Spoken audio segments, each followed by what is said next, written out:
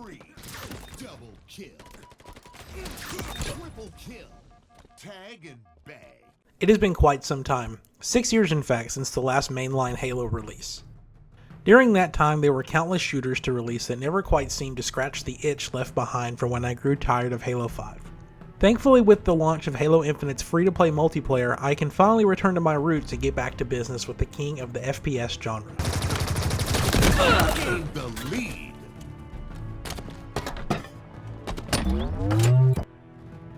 Several things are different this time around.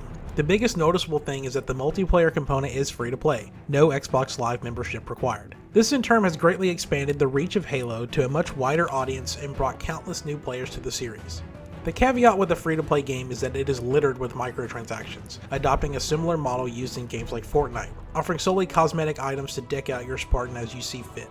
The downside to this is that there are so many things available for purchase in the shop. One viewer on the Halo Reddit confirmed that there is well over $1,000 worth of cosmetics in the shop currently. Infinite does feature the Battle Pass system as well, featuring 100 items available to be unlocked for $10 as you level up to unlock more, which at the launch was a frustrating formula due to the lack of XP you gain through every match. Unlike other modern shooters, you don't gain XP for getting kills and completing objectives. However, you get XP by completing missions given to you outside of a match. With the current set of playlists available, it can be difficult to get the particular game mode required to complete a mission that you have available. 343 has gone on record saying that they are going to be breaking up some of the game modes into their own playlists, so hopefully it'll be easier to complete some of the challenges later on down the line.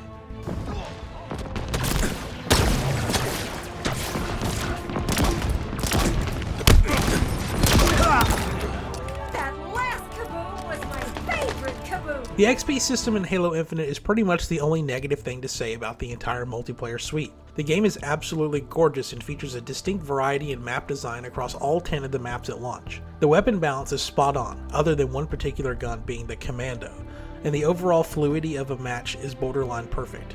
While some of the game modes present here are staples in the modern FPS genre, there are some new ones to Infinite that 343 has done a good job with adding the Halo spin on. One of these new modes is Stronghold, an objective-based game mode focusing on capturing all 3 objectives on the map in a frantic 12v12 format.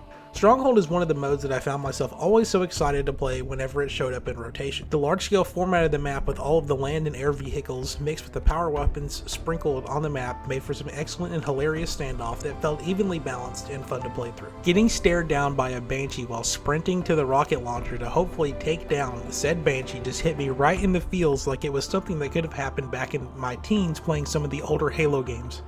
The map selection in Halo Infinite feels like a return to form to some of the Bungie developed Halo titles. While the multiplayer in Halo 5 was pretty good, the map design felt stale, and none of the maps were even worth remembering. In Infinite though, the maps feel fresh and are balanced pretty well. And there are some standout favorites that I'll never forget, such as the beautifully vibrant streets with its neon cyberpunkish aesthetic, the vibrant greens of Fragmentation, which I believe is a spiritual successor to one of the best Halo 3 maps, Valhalla, and countless others. Every map feels fresh and balanced well for both teams, offering fair access to the support weapons and vehicles for a quality gunfight. This would be a proper review of Halo Infinite without bringing up the new equipment, and my god, the equipment is amazing. The standout here is definitely the grapple shot, a piece of tech that either pulls you to something or pulls something to you depending on how heavy it is. The grapple shot is capable of setting up some insane kills and tricks, and I can't wait to see all of the dumb madness caused by it. There is nothing like grappling to an enemy just to melee them to death, or grappling a fusion coil to yourself to then throw at an oncoming vehicle to wipe out several enemies at once. The weapon variety is top notch also. A lot of old favorites return, such as the standard assault and battle rifles, as well as new and improved versions of some classics like a new shotgun and an updated rocket launcher now called the Spanker, and it really does spank. Infinite's multiplayer also features new Covenant, Banished, and Forerunner weapons to add more variety to the arsenal. My favorite weapon is the Skewer, a Banished take on a launcher that fires a single harpoon into whatever it hits, and the Skewer can easily take down vehicles and enemies in a single hit, and it is so satisfying to land a kill with.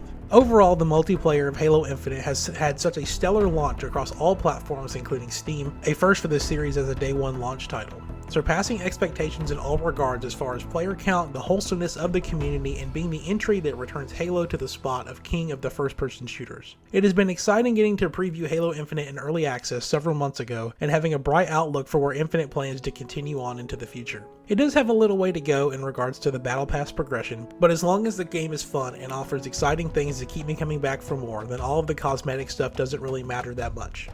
For more reviews, check out my review of Halo Infinite's campaign that is out now, and subscribe to the channel for more information on Halo Infinite's multiplayer and anything else in the world of gaming.